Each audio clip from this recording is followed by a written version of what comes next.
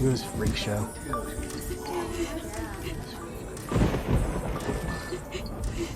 Ron, what are you doing?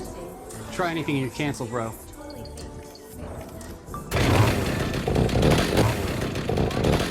Oh, fuck.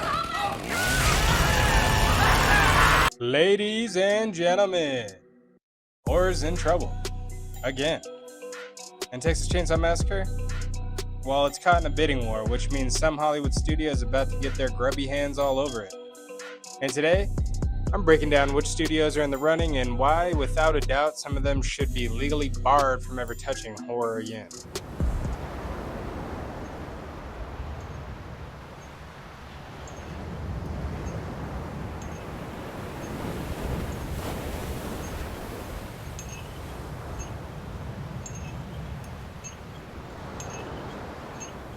And first up is Monkey Paw Studios, led by horror's favorite professor, Jordan Peele.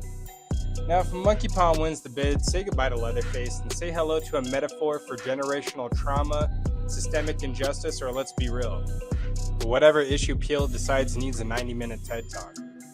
Expect small-town Texans to be framed as villains. Leatherface, not a mindless brute, but a tragic figure shaped by oppression. His chainsaw, no longer a tool of pure terror, but a symbol of deep, psychological wounds left by something. I don't know, probably colonialism? If you need proof of what happens when Peele gets his hands on franchise horror, just look at Candyman. What was once a terrifying urban legend just became a justification seminar. Leatherface as a metaphor? No. Leatherface should remain a terrifying, unstoppable force, mindless, chaotic, violent for violence sake. Monkey Paw Studios, the lecture you didn't ask for. Don't move. Is it scary being an FBI agent? The letter was left with the bodies. We have 10 letters like it over the past 30 years. And all of them signed with one word. Long legs. Neon, the art of the bait and switch. Now let's talk about Neon, the studio that has perfected the art of overpromising and under-delivering. If Neon wins Texas Chainsaw Massacre, get ready for some of the most visually stunning disappointment you ever seen. Neon loves a good mystery box rollout. It thrives on secrecy, selective leaks, and whispers of, "This movie will haunt your soul." Look at Longlegs, creepy, cryptic, deeply unsettling until audiences realize they got a beautifully shot standard thriller instead. If Neon gets Texas Chainsaw Massacre, expect a slow, atmospheric exploration of Leatherface as a misunderstood outcast. The film will spend time lingering on dust particles in the sunlight, then delivering actual carnage. Everyone's forgotten who runs this valley.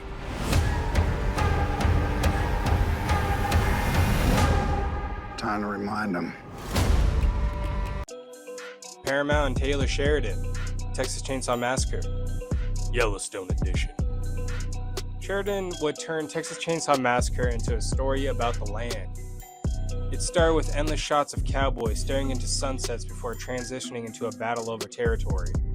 Forget terror, expect bar fights, whiskey-soaked monologues, and forced masculinity thick enough to choke on. Pause.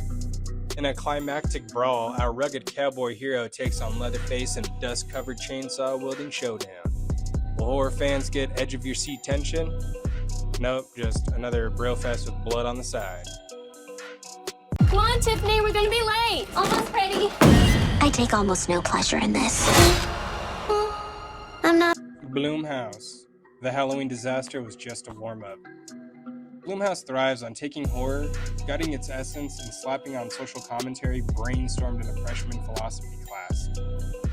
If they win this bid, Leatherface won't be terrifying, he'll be tragic. Expect a commentary on isolation, class struggles, or if we're lucky, a metaphor for TikTok addiction. Remember Halloween Ends, Blumhouse sidelined Michael Myers for a brooding teenager with parent issues. That's exactly what's waiting for Texas Chainsaw Massacre. And I'm not saying Blumhouse is in, the bidding war at all, but just in case they make a surprise appearance, and also this is my chance to talk trash about Blumhouse. I told you that I want to go to that festival in Sweden. Oh, you said it would be cool to go.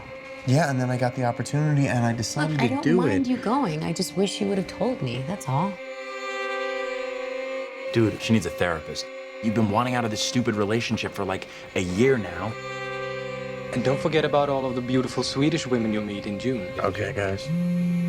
That's not her again. Seriously? Babe, what's happening? Danny. A24, art house horror, now with extra pretension.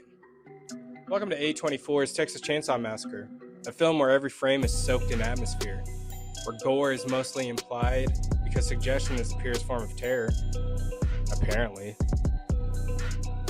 For the first 80 minutes, you'll be treated to lingering silence and subdued performances, but don't worry, just as your patience wears thin, A24 will deliver exactly what it always does. A batshit finale designed to make up for the 2 hours of quiet suffering.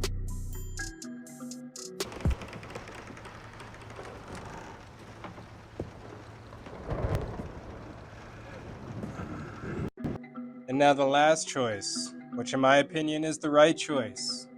Doom doom doom doom. That's right, the one and only Netflix. After roasting Hollywood's worst possible choices, let's talk about the only option that makes sense. Netflix. Now yes, the 2022 Texas Chainsaw Massacre was divisive. But with Fede Alvarez directing and Roy Lee producing, we have a shot at making this franchise terrifying again. Enter Fede Alvarez, the man who understands brutality, tension, and how to craft gut-wrenching horror without resorting to cheap gimmicks. From Evil Dead 2013 to Don't Breathe, his approach to horror is merciless. No pretentious slow burns, no forced political angles, just unapologetic carnage. Roy Lee, meanwhile, has been involved in some of the biggest tension-heavy horror films, like The Ring and The Grudge, delivering atmosphere and pacing that actually pays off. If these two are given full control, we might get something visceral, unrelenting, and worthy of the Texas Chainsaw Massacre name. This version needs a commitment to continuity. None of that weird side story nonsense studios love to force into legacy franchises. Keep the brutality raw, keep the atmosphere suffocating, and let Leatherface be the unhinged force of terror he's meant to be. No metaphors, no slow burn disappointment, just pure horrifying chaos. And that's the Texas Chainsaw Massacre we deserve.